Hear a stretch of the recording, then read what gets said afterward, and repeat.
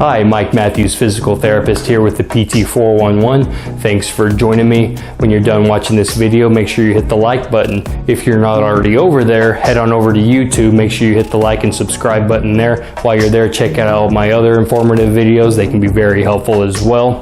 So, the last several videos, we've been talking about the low back. We've been talking about the lumbar spine, how to keep it healthy. We've been talking about posture and positioning. We've also touched briefly on mobility and keeping it healthy in that arena. But today we're going to talk about stability. We're going to talk about muscle control. We're going to talk about using all these muscles in your core to try to keep that spine nice and neutral. Keep it in that nice neutral position and keep everything nice and healthy.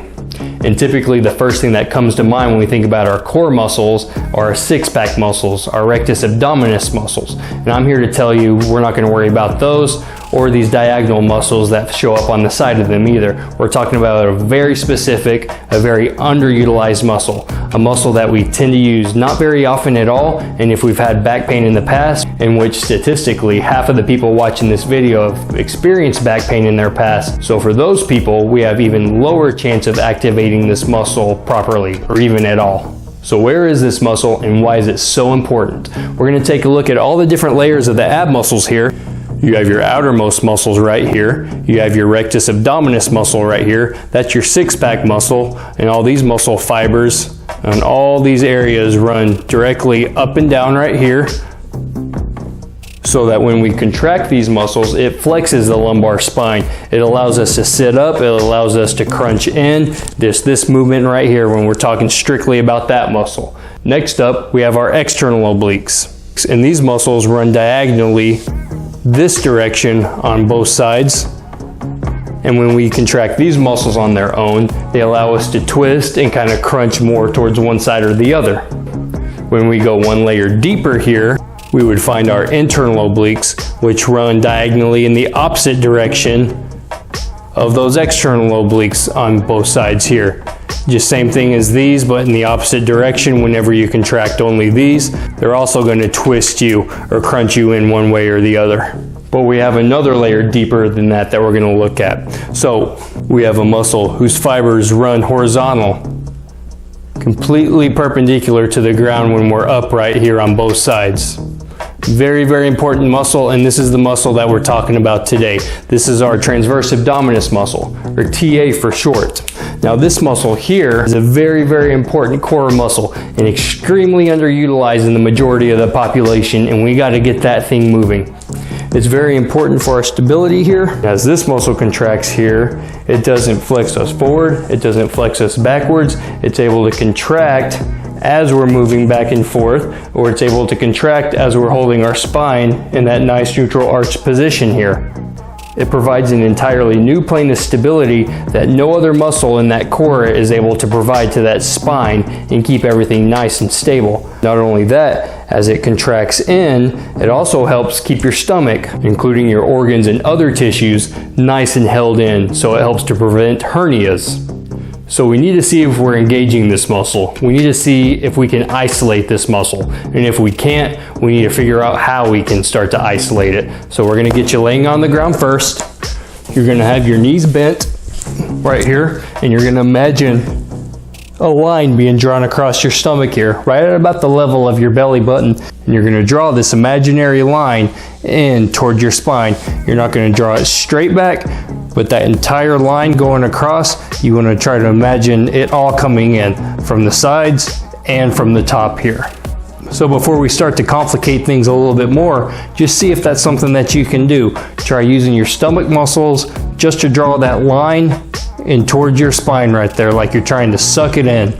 And pretty much everybody's going to figure out a way to do this, but the question is, are you activating and isolating that TA muscle in there, or are you using a different muscle in there to try to compensate because that muscle will not work? That TA muscle was not activating properly. So now we need to determine if that's the right muscle that we're hitting or not.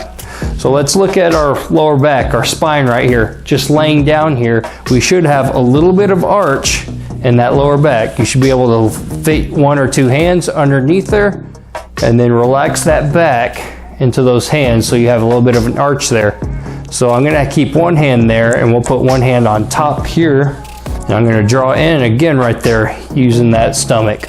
If I feel my lower back pressing up against my hand, or if my back just completely rounds out and I start to crunch in at my pelvis as my back flattens out, I'm not using that muscle on its own. I'm not isolating it. So that's the first step there. We've got to keep that back nice and arched as we draw that in right there. So once we get to the point where we can draw this in without that spine moving, keeping a little bit of arch in that spine while we're drawing that in, we need to look at our breathing muscles. A few different things here. As we draw in, if our rib cage is expanding, we're not really sucking in here. We're just expanding out here, which makes it seem like we're drawing in here. So we got to keep our ribs nice and stationary as well as we draw in that way. So don't let your chest poke out, don't let your ribs expand as you work on this. So in that case, it's our intercostal muscles, the muscles between our ribs, that are trying to do that work for us instead of that TA muscle. Third thing we need to look out for, are we holding our breath as we suck it in? If we hold our breath right here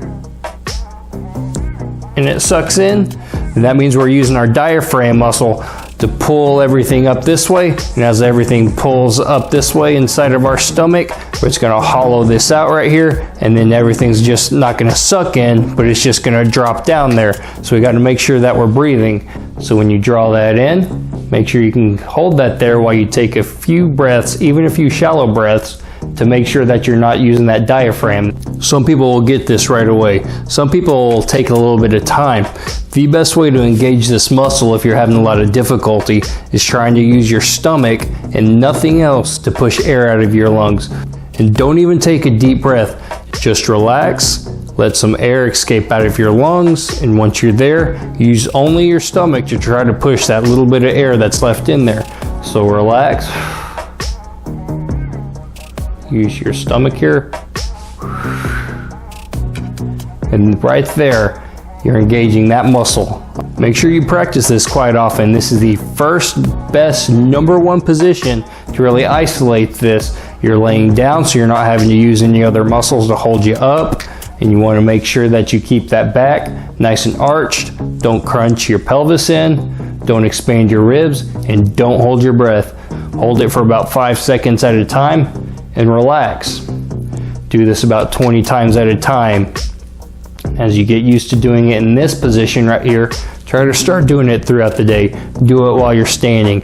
Do it while you're sitting with a good posture. You get it good there, start walking around while activating this muscle. And when you get really comfortable with that, while you're doing your ab workouts, activate this muscle before you do a crunch, before you do a leg lift, before you do any sort of twisting, or even when you're working on your back muscles, working on extending back, make sure you activate that muscle there as well. You're going to get a lot more work out of those workouts. I promise you, you will feel a difference immediately doing your ab workouts, activating this muscle first.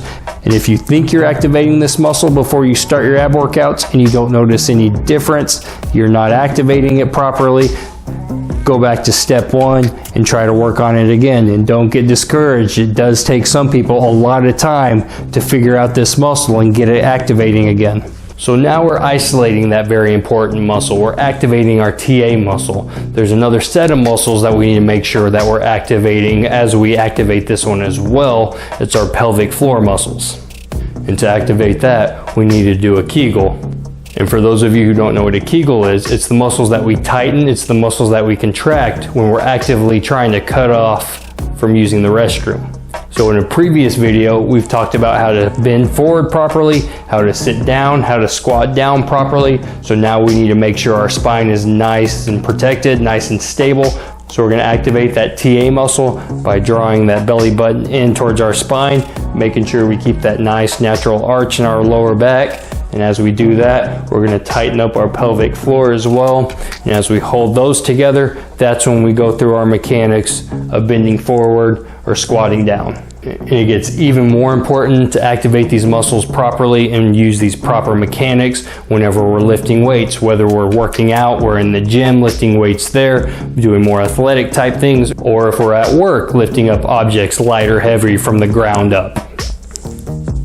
So So make sure that you are activating these muscles we're talking about. Work on that TA. Practice, practice, practice. Work on those Kegels as well. Pick a time or two during the day just to contract those pelvic floor muscles. Hold it for about 5 seconds at a time. Do about 10 to 20 repetitions at a time as well. Just keep working on activating these muscles, and eventually they will engage on their own. It will become part of your habit. It will become part of your movement patterns. You won't have to think about it much anymore, and your spine will stay nice and stable.